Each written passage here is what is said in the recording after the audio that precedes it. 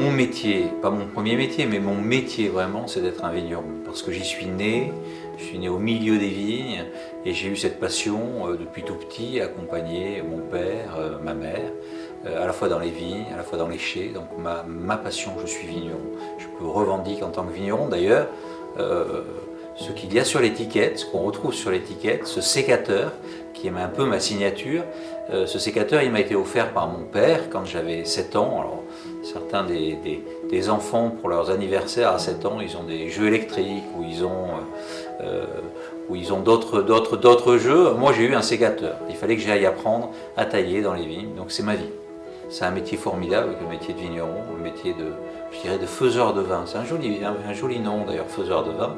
C'est un beau nom, une belle expression, et c'est vrai qu'on y passe beaucoup de temps. C'est d'ailleurs pour moi personnellement et pour ma famille peut-être une petite difficulté dans ce métier, c'est qu'il n'y a pas de séparation entre son métier, sa passion, son métier passionnel et puis sa vie privée. Le faiseur de vin, c'est quelqu'un qui ne travaille pas pour soi, c'est pas une démarche égoïste. Bien sûr, c'est une démarche de partage. Pourquoi je fais du vin? Je fais du vin pour les autres, bien sûr pour moi parce que c'est ma passion, mais d'abord pour ma famille, pour mes amis, pour les consommateurs du monde entier.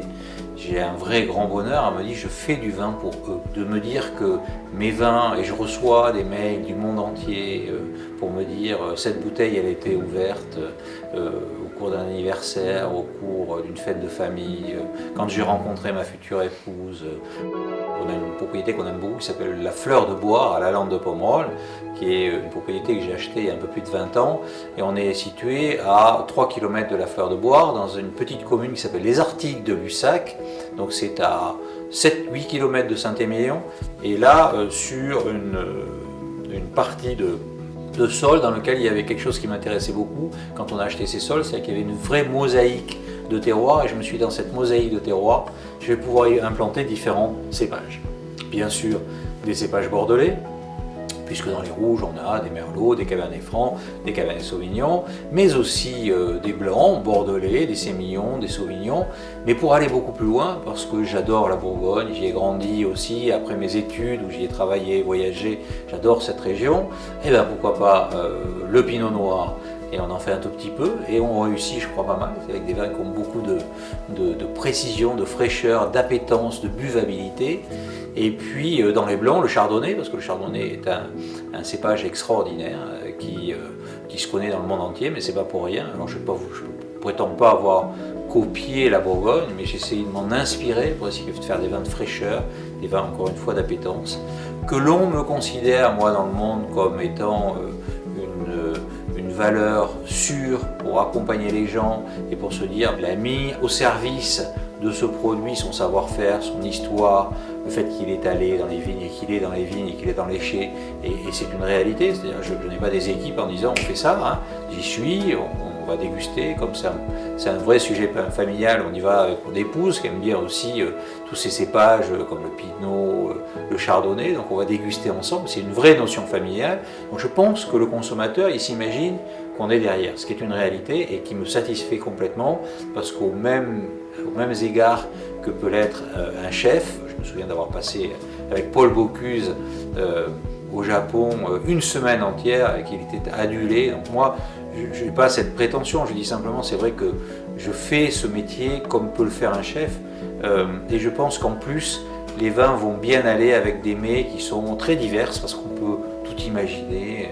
Sur certains rouges, un joli veau qui est grillé, on peut imaginer des coquilles Saint-Jacques, on peut imaginer des tempura ou alors des sushis avec un sauvignon. Voilà, on a une vraie palette et on a un côté très large aussi de cuisines diverses qui me vont bien parce que à un certain âge, on a aussi envie de s'ouvrir, ce savoir qu'on a travaillé, qu'on a eu pendant des années et des années, à un moment on le met au service d'un projet et je crois que c'est ça qui est formidable.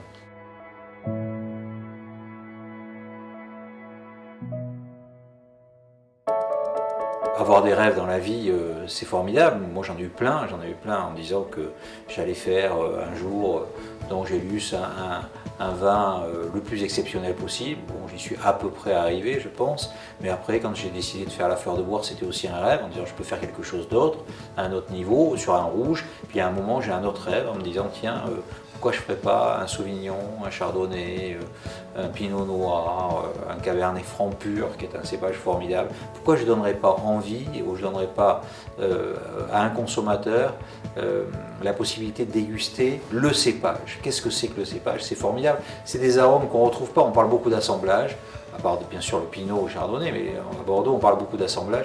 Et là, on va aller rechercher quel est le goût du cépage, quel est le goût du Cabernet Franc, quel est le goût du Merlot, quel est le goût du Cabernet Sauvignon, du Sémillon pur, mais plus personne ne sait ça. Et moi, j'avais envie d'aller explorer cette partie-là comme un auteur qui a écrit, on parlait d'un cuisinier, mais ça pourrait être aussi quelqu'un qui a écrit un livre et qui à un moment, quand il a écrit son tome 1, son tome 2, son tome 3, il se dit c'est pas mal, maintenant je vais peut-être écrire autre chose que cette histoire-là, je vais essayer d'écrire une nouvelle histoire.